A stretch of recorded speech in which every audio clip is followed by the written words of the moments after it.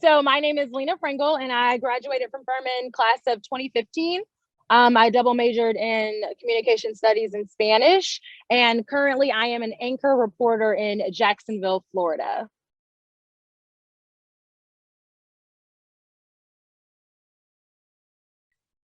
Yeah, so last September, I literally just I've had a short natural haircut now for since 2018. I actually went natural while I was working in Columbia, South Carolina. However, this particular time, this was like the lowest that I've ever gotten my hair cut. So it was really short. And it was also the first time that I got my barber to cut like a part into it. So it's kind of, you can kind of see like one right here. And so it was just the first time that I had a new style.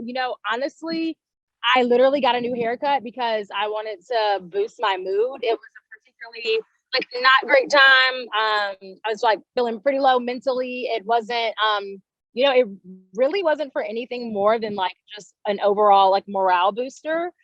And literally like I take pictures all the time. I do a lot of selfies, boomerangs, all that stuff. And so during one of the commercial breaks in like 10 seconds, I took 3 pictures. And the crazy thing about it was like I put it on Instagram and I just thought because in that moment I was like, wow, like this is like the shortest my hair has ever been.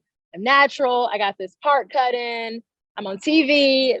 To my knowledge, I don't see a lot of people that have my hair cut. And it brought me back to a time where through my time coming up, from different people, I was told that if I wanted to be able to maintain and stay in the industry, that having natural hair would limit me. And it would either be the reason why I did not get a job or the reason why my career wouldn't maybe thrive or continue as far as I would like to see it. And so it just was kind of a full circle moment for me. And I literally just took some pictures. I put it on Instagram and people, were commenting. I was like, okay, cool. And the crazy thing about it was I wasn't even going to put it on Twitter.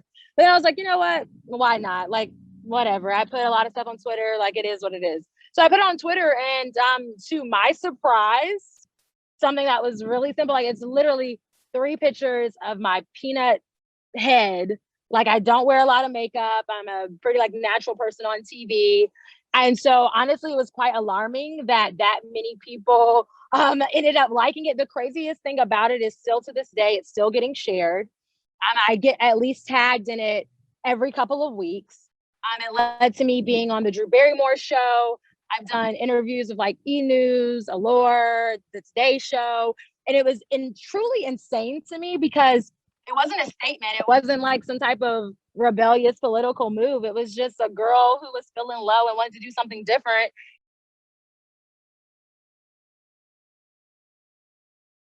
Ironically enough, it happened just a few months before the Crown Act passed at the federal level, which is a law that protects against natural or it's a hair discrimination law.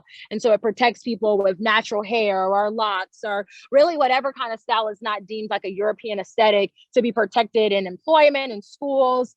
And so it's really ironic that happened a few months before. And also, I mean, I've done a lot of talks like since I have had my natural hair.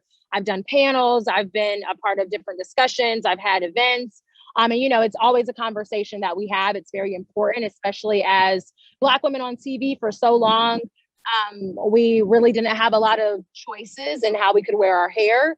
And what was deemed professional was straight hair. And what was deemed, the favored type of hairstyle in news was, hey, you need to have a bob, it needs to be long, it needs to be straight, maybe you can curl it, but that's about it.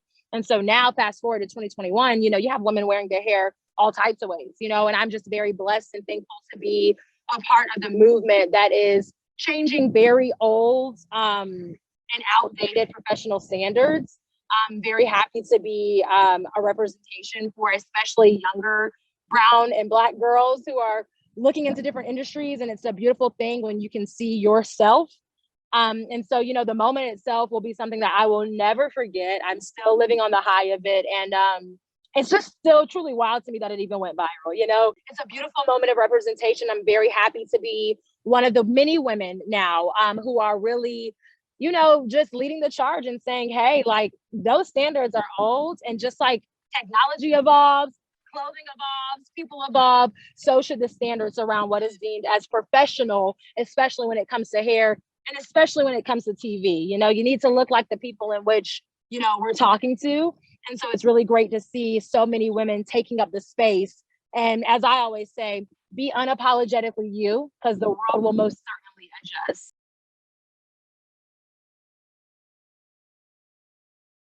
Yeah, you know, I think, you know, one of the biggest things about Furman was, you know, you enter Furman at 18. Now, when you leave, you know, I mean, that's, you know, that's on you, whether you're there 4, 5, 6, however many years. So I entered Furman at 18 and left at 22. Um, and you really learn a lot about who you are in college. You know, like I thought I knew who I was coming into it, but because I traveled abroad, I did internships, I was involved in a lot of organizations, I met a lot of different kinds of people. You know, when I was at Furman, I took, you know, because hey, I wanted to get the most bang for my buck. So I was going to do every possible thing in my power to have as many experiences. And I think that having all those experiences really helped me realize who I was becoming and who I wanted to be.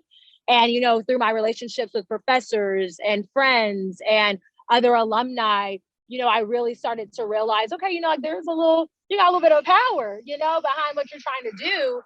And, you know, the advice I would give for students, especially while you're there, because obviously, you know, once you get out of school, depending on where you're working at, depending on, you know, what city you're living in, what you're doing, how your life looks, you know, being comfortable is really going to be dependent on you and what's around you. But the beautiful thing about Furman was there was a lot of situations that I was uncomfortable in, for a variety of reasons, you know, like whether it was like picking up Spanish and taking it as a full major and having to like really learn Spanish was uncomfortable. It was hard. You know, some of my communication studies classes weren't easy. Like, you know, taking math at Furman was super uncomfortable because it was my last class I needed to get my degrees. And I was, so I put myself in a lot of positions to be uncomfortable so that I could grow outside of my comfort zone. And so I really think that that gave me kind of this armor of protection to know like who I was. You know, I got really confident and being uncomfortable. So when it got to the point of me, you know, getting into a workplace or trying an internship for the first time, like things just didn't scare me because I conquered a lot of fears while I was at Furman. So that once I got into a workplace and then once I went to grad school at Syracuse, like things that, you know, I wouldn't have known how to deal with prior to Furman, they came easier. And, you know, I think that the biggest piece of advice I can give to current students is you got to get out of your comfort zone. You got to try new things. Like you're in college, it's a very short time. It go like while it can feel long. Like I know when you're sitting in that library, getting ready for a test or getting ready for a project, college can seem very long. But when you get out of it, you realize it was really just the blink of an eye.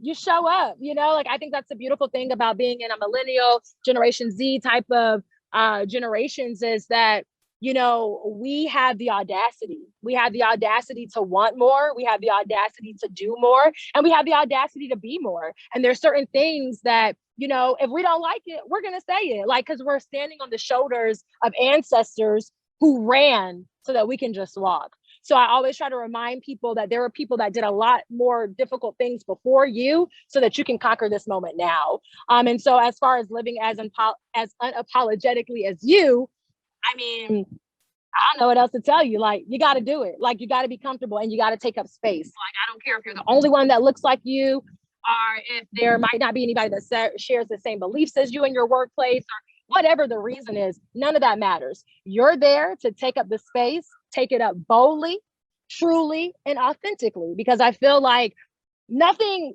as long as you're being yourself, whatever else happens around you, I mean, 2 tears in a bucket. Like, it doesn't matter. Like, and so, and I know sometimes it's easier said than done, but this is one of those things that's actually easier done than said.